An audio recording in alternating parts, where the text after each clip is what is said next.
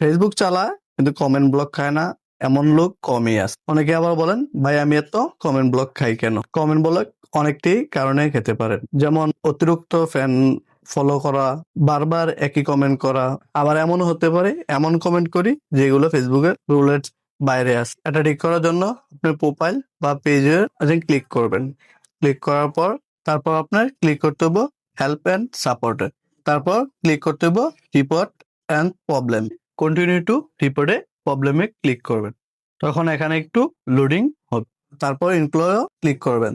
তারপর প্রোফাইল হলে প্রোফাইল বা পেজ নিয়ে কাজ করলে পেজের ভিতরে ক্লিক করতে হবে।